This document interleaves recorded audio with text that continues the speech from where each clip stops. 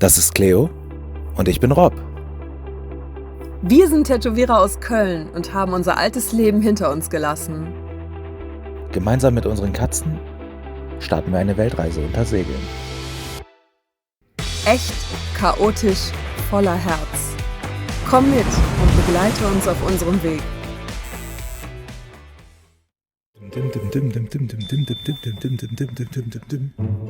Tada! Wenn man kurz davor ist, nach Irland zu fahren, nämlich in ein paar Stunden morgens früh und abends einfach der Anhänger ganz merkwürdig anfängt zu blinken, was er jetzt gerade nicht mehr tut. Und wir einfach nicht wissen, warum. Irgendwo Masseproblem oder irgendwas. Deswegen sitzt man einfach nachts nochmal schnell im Kofferraum. Im Auspuff wollte ich schon sagen. Während ich in Deutschland geblieben bin, starten die Jungs einen zweiten Versuch. Diesmal soll das Schiff endlich nach Hause kommen. Doch schon am Morgen wird's spannend. Die Fähre wartet auf niemanden. Und sie sind spät dran.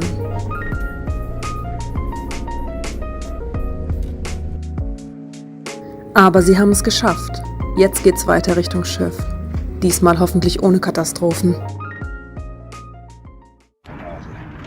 Ich habe meinen Buch Badeanzug noch nicht an. Und Socken und sexy.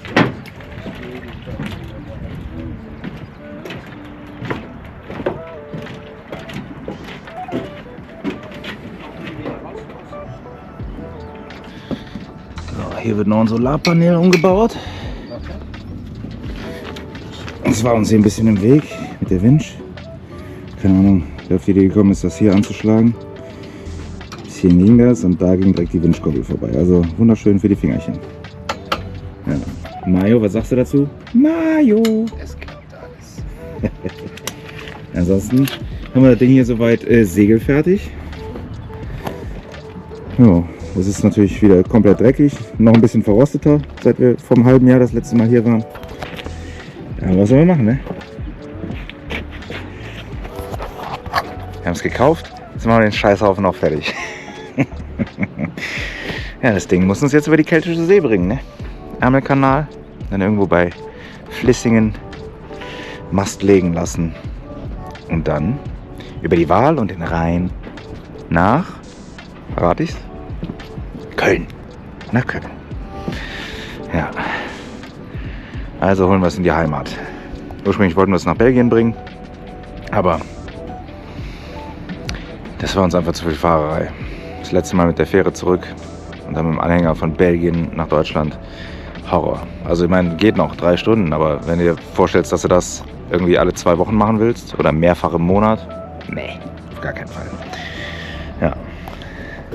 Und dann habe ich hatte vorher schon mal mit dem Köln-Mühlheimer Hafen telefoniert. Da gibt es einen wundervollen Bootshof, Allboot Yacht Service.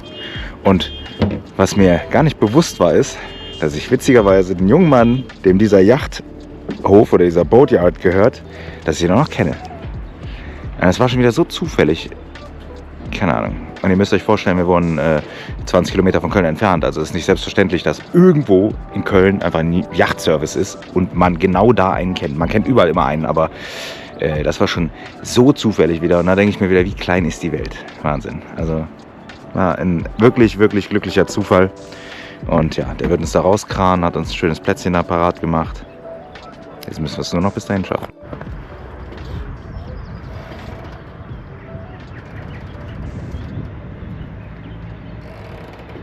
Würdest du mir das einmal so festhalten gerade? Ich kann dir das nicht festhalten. Ich mache gerade ein Video. Dann mach Was soll das ich festhalten? Video weiter, genauso festhalten bitte. So? Ja, dass es nicht runterkippt. Sonst ist nämlich nichts mit Autopilot. Ich glaube, man kann sagen, dass der Mario das Solarpanel versetzt hat. Jetzt müssen wir uns nicht mehr die Finger abhacken hier. Schön. Da hinten haben wir übrigens 550 Liter Diesel. Also nicht ganz 550 werden, da haben wir noch was in den Tank getan. Dann gucken wir mal, wie weit uns der Haufen da bringt, ey. Ich hoffe natürlich, ich muss nicht nochmal tanken. Ah, es ist so bitter, ey. Überall, wo Boot dran steht, ey, kannst du immer noch mal 2 Nullen dranhängen. Horror. Also meine ehrliche Empfehlung, kauft euch kein Boot. Ich glaube, damit muss man rechnen. Aber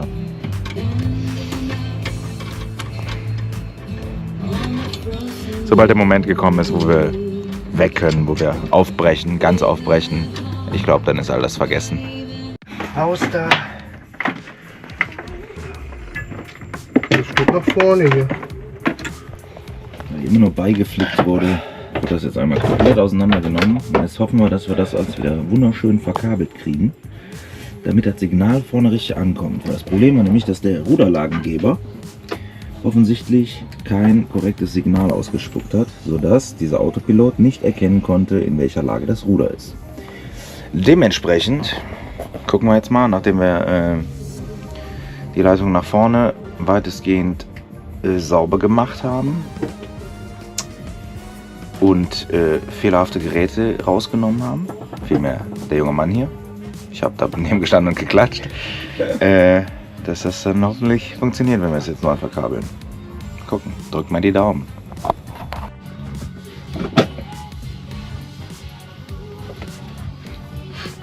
Hier hat es gerade gepiept. Kollisionsalarm. Aber nicht hin. Nein, hatte keinen Sinn. Und eigentlich ist alles aus. Weil deswegen weiß ich nicht, was jetzt hier gepiept haben hätte können. Vielleicht mein Telefon. Das piept auch so? Eigentlich nicht. Das würde mir auch Gedanken machen. Er hat gesagt, er geht mal einschalten und wenn es qualmt, soll ich bitte ausschreien. Sieht mir nicht so aus, als würde hier was qualmen.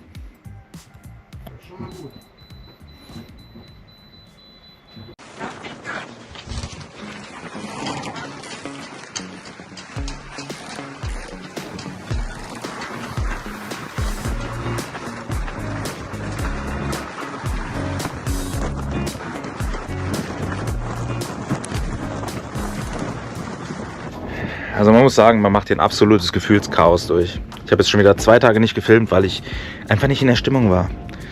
Weil wir einfach wieder so viel Heckmeck hier haben, wo du dir einfach denkst, Alter, ich versenk das Scheißteil hier einfach in der Marina, ne? Also der Motor ist erst gelaufen. Wir haben das ja von der Boje weggeholt. Ich kann euch mal zeigen, wo. Da hinten seht ihr die Schiffe. Und da lagen wir auch vor Anker. Ne, nicht vor Anker, an der Boje, mein Gott. Und der Motor hat easy gestartet, wir sind da weg, wir sind hier in die Marina rein, an die Fuel Berth hier, an den Tankplatz und hier stehen wir die ganze Zeit. Und ja, hatten wir ein bisschen Probleme mit dem Strom wieder. Also wir haben eigentlich fast alles ins Laufen bekommen. Sogar die Kühlschränke liefen perfekt, alles lief gut, wirklich. Und dann, als wir los wollten, ging das Boot wieder nicht an. Dann haben wir es aber am Ende doch, nachdem wir die Batterien nochmal geladen haben, wir haben die Starterbatterien nochmal komplett geladen die ganze Nacht. Wir hätten eigentlich an dem Tag weggemusst, weil hier nämlich ein Sturm aufgezogen ist. Und das ist das einzige Wetterfenster, dass wir hier noch rauskommen, bevor wir auf der Keltischen See in den Sturm kommen. Ja, wir haben es offensichtlich nicht rausgeschafft. Einen Tag später haben wir den Motor dann ans Laufen bekommen. Dann sind wir rausgefahren. Da kommt plötzlich einfach ein riesen Schwall weißer Qualm aus dem Auspuff. Zu viel. Wir sind beim letzten Mal auch schon 2,5 Tage gefahren. Ich weiß, wie viel da rauskommt, wie viel nicht. Ne? Und das war viel zu viel. Und dann habe ich gesagt, alles klar, wir fahren sofort wieder zurück. Und es war auch schon so kabbelig und windig. Und das war absolut die richtige Entscheidung. Wir sind zurückgefahren. Dann haben wir bemerkt, okay, warum auch immer, viel zu wenig Kühlwasser im System. Kühlwassertank, ne? nicht in der Seewasserkühlung. Haben wir aufgefüllt. Alles gut, danach lief der Motor auch wieder ruhig. Wir haben den noch 2 Stunden laufen lassen, ganz entspannt alles. Ne? Und da habe ich nochmal in der Windy-App geguckt und der Wind war so krass. Und ich war richtig froh, dass wir nicht rausgefahren sind. Und dann gab es wieder schwere Entscheidungen. Ne? Weil eigentlich ich muss in wenigen Tagen eigentlich wieder zu Hause sein, weil ich arbeiten muss. Und krieg's zeitlich gar nicht hin. Und was ist das Schlimmste, was man auf dem Boot haben kann? Irgendwie Zeitdruck, weil man irgendwo hin muss. Ja? Man trifft vielleicht ungünstige Entscheidungen, will verfrüht los und kommt ins übelste Wetter. Und ich habe jetzt einmal gesagt, komm, pass auf. So, ich habe mal gehört, ein guter Kapitän identifiziert sich darüber, dass er nicht wann er rausfährt, sondern wann er im Hafen bleibt. Und mein Bruder hat uns gerade verlassen, der musste gestern die Fähre kriegen. Wir hätten es gar nicht geschafft, da zeitlich noch mitzufahren. Und dann aber jetzt wieder zu dritt hier zurück mit dem Flieger oder irgendwas, dann wieder einen neuen Termin finden, wo wir denn hinkommen mit mehreren Leuten. Es wäre schon wieder Horror gewesen. Deswegen, jetzt gerade haben wir alle noch Zeit. Ich habe mir ein bisschen mehr Zeit verschafft, habe mir was freigeschaufelt und kann mir jetzt durchaus noch ein paar Tage erlauben. Ja, jetzt kommen wir zu dem nächsten Problem. Also der Motor sprang wieder nicht an. Das ist das, was jetzt das Outcome war von dem Ganzen. Der Motor sprang wieder nicht an, weil wir dachten uns gestern, komm, wir testen das einfach nochmal, weil die Batterien waren voll. Also müsste der Scheiß ja eigentlich wieder laufen. Was er aber nicht getan hat. Und wir dachten uns wieder, Gottverdammt, warum? Warum läuft es jetzt wieder nicht? Ja, offensichtlich ist uns unter Punkt 1, uns ist das Ladegerät von den Solarbatterien oder von den Solarpanelen abgeraucht. Das heißt, unsere Batterien wurden hier nicht mehr geladen. Dann haben wir noch bemerkt, dass unser Landstrom offensichtlich nicht direkt auf die Bordelektronik übergreift oder auch nicht über den Wechselrichter, weil wir nichts in der Art gefunden haben, sondern der lädt quasi nur die Batterien. Da uns das Batterieladegerät abgeraucht ist, werden also unsere Batterien nicht mehr geladen. Das heißt, unser Landstrom ist im Prinzip völlig sinnlos, bis auf, dass wir ihn hier mit einer normalen Steckdose verbunden haben. Es kommt noch minimaler Strom an, aber auf jeden Fall nicht ausreichend, um irgendwas zu laden. Was natürlich logisch ist, auch wenn kein Ladegerät mehr vorhanden ist. Ja, dann hatten wir den Fall, dass obwohl die Starterbatterien wieder vollgeladen wurden, wir trotzdem keinen Startversuch unternehmen konnten. Der Magnetschalter am Anlasser hat zwar geklickt, aber es ist nicht genug Strom durchgekommen, dass da eine Umdrehung stattgefunden hätte. Dementsprechend hatten wir das nächste Problem. Wir haben die Batterien dann nochmal ein bisschen weiter geladen, war auch alles okay, alles auch im grünen Bereich. Wussten aber schon fast wieder nicht mehr ein, nicht mehr aus. Wir haben jetzt dann gestern mal hier den Tisch entfernt. Dafür musste ich ein bisschen was rauskloppen aus diesem Schiff. Auch kein Problem, hier ist eh alles ramponiert. So haben wir wenigstens einen vernünftigen Zugang. Hier unten.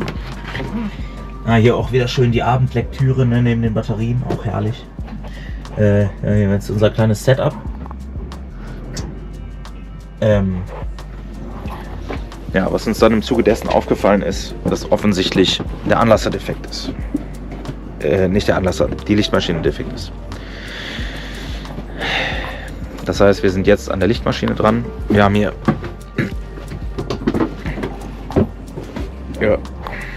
den Regler von der Lichtmaschine und man sieht, die Blöcke, das geht noch, ne? Alles noch leichtgängig hier.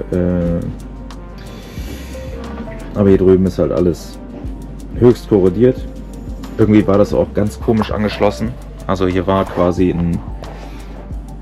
die Masse auf einer der beiden Seiten angeschlossen.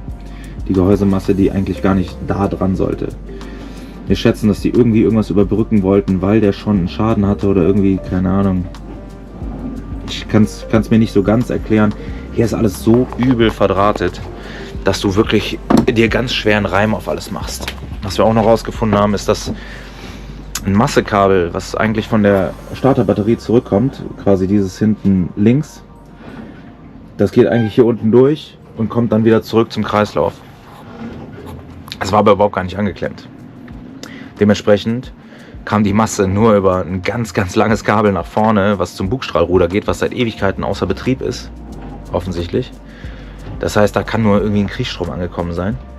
Und dann versuchst du dir irgendwie so einen Reim drauf zu machen, wie geht das? So, und dann so mit dem teilweise elektronischen Wissen, was ich habe, ist es auch ein bisschen schwieriger. Mein Bruder hilft da wirklich sehr, sehr gut. Und ChatGPT wie immer, ne? Ist ja klar. Aber da muss ich irgendwo aus dem Ganzen, muss ich mir so einen Zwischenwert ziehen, der mir dann sagt, okay, was ist hier richtig, was nicht. Der Mario hat auf jeden Fall auch einiges an gefährlichem Halbwissen.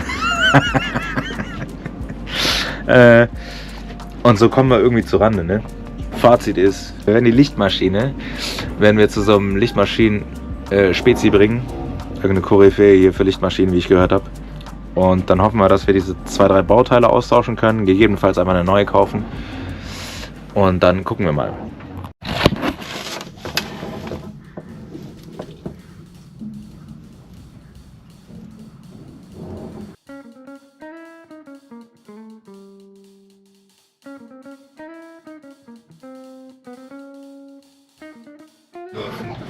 Mario! Hallöle. Na, bist du auch mal wach oder was? Ja, ich bin schon wach. Wir haben schon 70 Minuten drauf gesprochen, was wir alles vollbracht oder nicht vollbracht haben. Ich war Hab mir dabei. gerade richtig alles angeschlagen hier in meiner Hand. Du hast mich nicht unterstützt, während ich mich verletzt habe. Ich wollte nicht, dass du dich verletzt. Ja, siehst du? Und wer sitzt hier unten drin? Ja, Ja. damit du es auch mal lernst. Ich habe mich geopfert für dich. Ich opfer mich immer für dich. Das stimmt auch. Warte kurz. Ich werde jetzt... Das war schön, Das war schön. das war schön. Ey, guck mal hier. Ich habe schon eine Mutter habe ich abgemacht. Ja, diese kleine... Eine Schraube. Kleinere Schraube war das, ne? entfernt. Die kleinere. Ich habe keine Ahnung. Vielleicht gehört sie auch gar nicht dazu, weil ich zu dumm bin. Nein, das ist Nee. die kleinere. Und Das hier, ist die wir immer... Ja. das Shithole hier, die haben die Schraube so angezogen, dass die Unterlegscheibe sich komplett verbogen hat. Mhm. Und ich die gerade kloppen musste, weil ich sonst nicht an die Mutter kam. An die Mutter. Wollt ihr auch mal wissen, warum es eigentlich sehr klug war, nicht rauszufahren?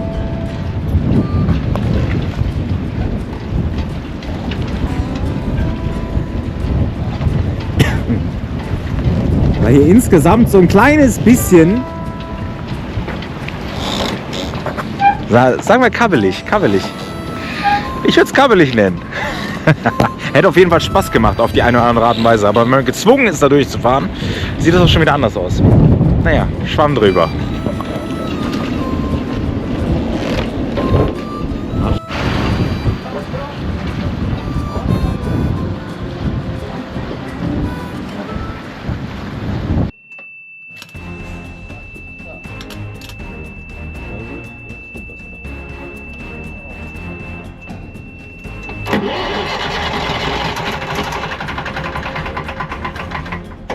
Okay, nochmal Piep. Na komm.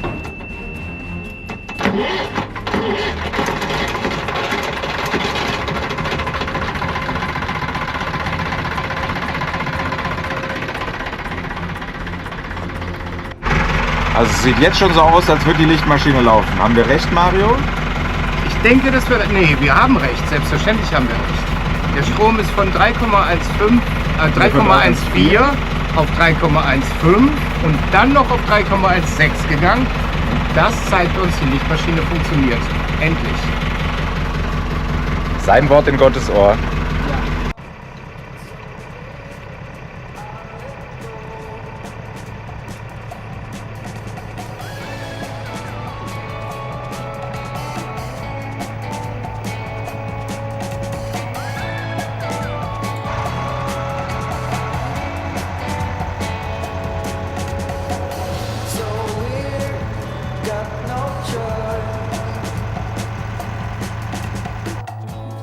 In der nächsten Folge von Tadventure Sailing